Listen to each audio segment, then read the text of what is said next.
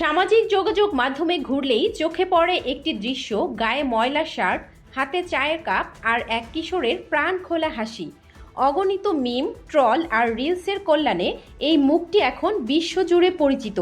কিন্তু পর্দার পেছনের মানুষটির পরিচয় বা তার বর্তমান অবস্থা অনেকেরই অজানা।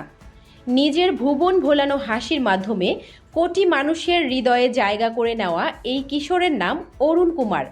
ভারতের মুম্বাইয়ের এক অত্যন্ত দরিদ্র পরিবারে অরুণের বেড়ে ওঠা। অভাবের তাড়নায় চতুর্থ শ্রেণীর পর আর পড়াশোনা করা সম্ভব হয়নি তার। খুব অল্প বয়সেই জীবিকার তাগিদে তাকে ট্রাকের হেল্পার হিসেবে কাজ শুরু করতে হয়। অরুণ কাজ করতেন নেহেরু নামের এক ট্রাক চালকের সঙ্গে, যাকে তিনি পরম শ্রদ্ধায় নেহেরু আন্না বলে ডাকতেন। নেহেরুও তাকে ছোট ভাইয়ের মতো স্নেহ করতেন। ভাইরাল হওয়া সেই দৃশ্যটি ছিল সম্পূর্ণ কাকতালীয়। একদিন ট্রাক ধুয়ে কাজ শেষ করার পর নেহেরু আন্না অরুণকে এক কাপ চা দেন এবং একটি কৌতুক জোকস শোনান। সেই জোকস শুনে অরুণ এতটাই হেসেছিলেন যে তার হাত থেকে চা উপচে পড়ছিল। সেই মুহূর্তটি নেহেরু নিজের ফোনে রেকর্ড করে সামাজিক যোগাযোগ মাধ্যমে শেয়ার করেন।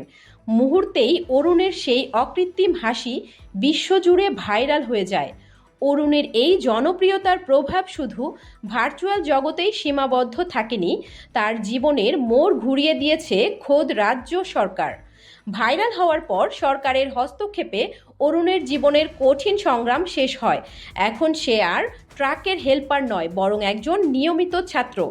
বর্তমানে অরুণ স্কুলে পড়াশোনা করছে এবং আগামী বছর তার উচ্চ মাধ্যমিক পরীক্ষা দেওয়ার কথা রয়েছে।